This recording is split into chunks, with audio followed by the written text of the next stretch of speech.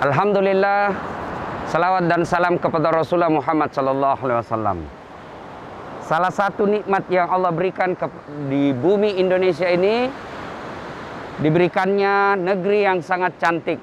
Salah satu unsur kecantikan bumi kita, hamparan laut hampir di semua provinsi yang ada di Indonesia. Saat ini saya berada di Sulawesi Selatan, tepatnya di Kabupaten Pinrang, di lokasi pemandian alam. Tapi sebenarnya andai dikelola dengan baik, nah, ini namanya Desa Salopi. Dia masuk di Kecamatan Duampanua, ujung daripada Kabupaten Pinrang, berbatasan langsung dengan Sulawesi Barat. Punya pantai yang sangat cantik. Sebenarnya sangat cantik, tapi karena lagi badai, ya, kemarin ada ombak yang sangat tinggi karena angin yang kencang. Saya tidak tahu apa bahasa alamnya. Yang penting intinya pasir ini sebenarnya bagus untuk mandi-mandi, jauh ke sana pesisir pantainya. Tapi ombak yang sangat besar akhirnya pantainya tidak layak untuk mandi hari ini. Sesungguhnya saudara-saudara sekalian, hampir seluruh pantai di Indonesia satu penyakitnya, kotor. Bukan karena alamnya yang kotor, tapi kebiasaan kita pengunjung yang membuat sampah sembarangan. Sesungguhnya kalau itu menjadi kebiasaan dan tabiat kita, tidak pandai menjaga sumber daya alam ini, maka alam ini akan menjadi bencana. Karenanya salah satu cara mensyukuri nikmat Allah itu adalah memungut sampah. Dan rata-rata sampah yang ada di sini ya adalah sampah-sampah plastik. Ini Pak, sampah plastik ini merusak alam. Perlu puluhan tahun diurai oleh alam untuk kemudian menjadi hilang, ya. Jadi kalau Anda mencintai Republik Indonesia ini, salah satu di antaranya adalah dengan membiasakan setiap ke pantai buang sampah, terutama yang sampah-sampah plastik. Ya, sayang kesadaran lingkungan masyarakat kita umumnya tidak peduli dengan lingkungan. Ya, ini hampir, coba lihat, hamparan plastik yang mengotori. Dibandingkan kalau sudah kotor bersih seperti ini, kan enak dilihatnya. Dan nyaman untuk berekreasi. Ya, sayang sangat jorok. Ya. Nah, penyakit kedua tempat rekreasi, nah ini yang paling bahaya. Pamer aurat. Ya. Maka di sini sudah ada ikhtiar dari masyarakat kampung, ya, dengan ditulis. Nah, di sini ada ditulis, dilarang mesum. Umumnya tempat hiburan seperti pantai ini menjadi tempat mesum. Yang jadi korban cewek.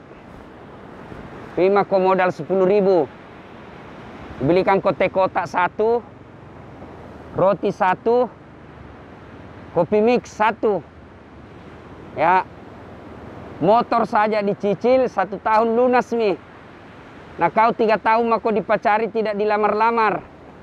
Nah, maka tempat seperti inilah tempatnya orang berbuat mesum. Tidak semua tempat-tempat rekreasi identik dengan mesum. Contohnya di Saudi dan beberapa negara Islam. Ada tempat hiburan yang mandi juga mereka, tapi tidak ada yang mandi bukan dengan mahramnya. Mereka mandi-mandi dan perempuannya pun tetap menjaga auratnya. Jadi tidak selalu bahwa orang yang rekreasi, orang yang pergi bertempat rekreasi itu memamerkan auratnya. Tidak juga. Nah, cuma ini kecil. Bisa jadi cabuk. Ya. Hari ini ya umumnya kita lihat adalah sampah. Nah, andai saja ini bisa dikelola dengan baik, ya bisa menjadi sumber daya. Nah, ini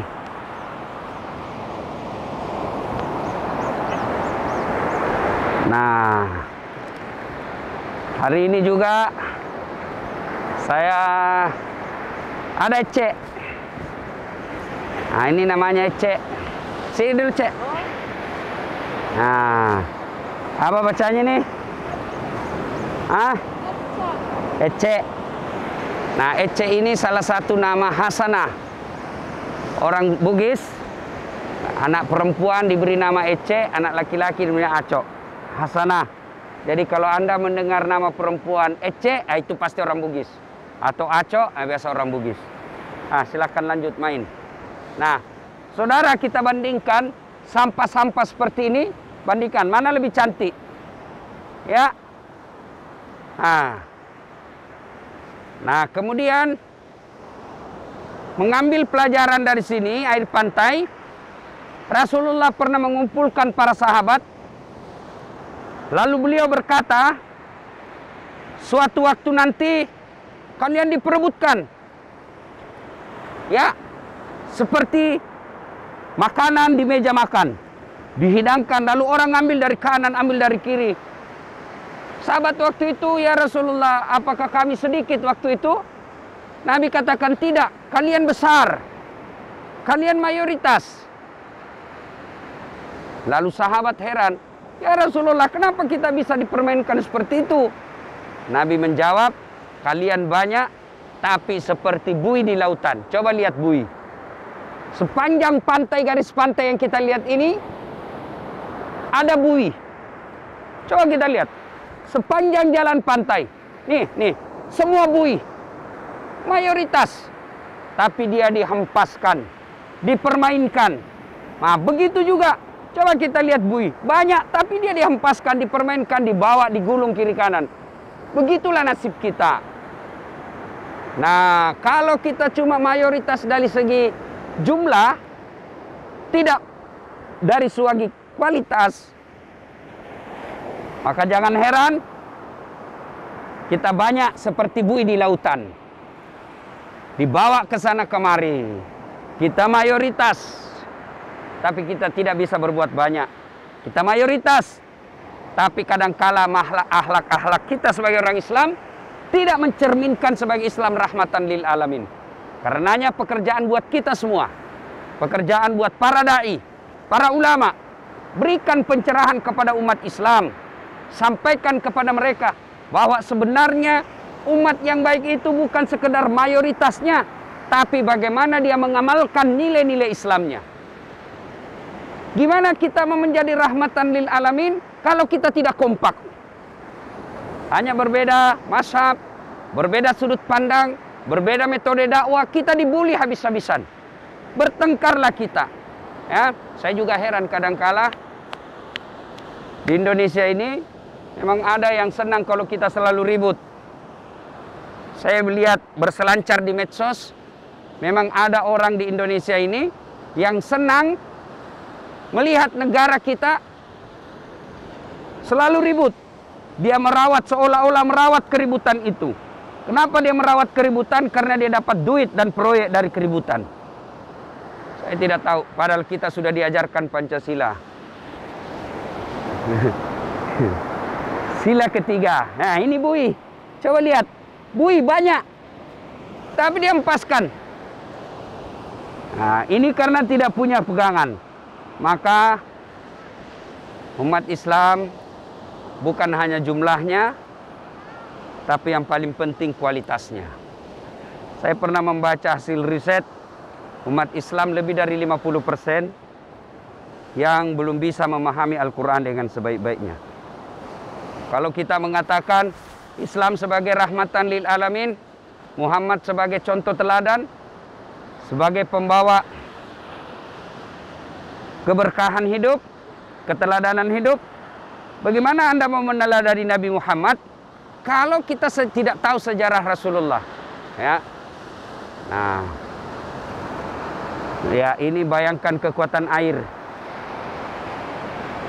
Bisa menggiring kelapa. Ya. Nah, saudara, saya ulangi lagi, ini desa Salopi. Saya tidak tahu apa artinya. tapi ujung kecamatan terujung dari Sulawesi Selatan ke Sulawesi Barat. Berada di Kabupaten Pinrang, kira-kira sekitar 260 km dari kota Makassar. Kalau naik mobil, ya sekitar 4-5 jam. Ya. Nah, ini dekat dari tanah kelahiran saya. Terima kasih. Ya, kita berharap mudah-mudahan masyarakat Indonesia pada umumnya dan khususnya yang ada di desa ini mencintai pantainya, anugerah dari Allah dengan cara apa? Merawat lingkungan dengan memungut sampah-sampah seperti ini. Kemudian yang kedua, menjadikan pantai ini jauh dari tempat maksiat. Insyaallah kalau ini terawat dengan baik, Allah berfirman, "Walau anna ahlal qura amanu wattaqau lafatahna alaihim barakatim minas sama'i wal ard."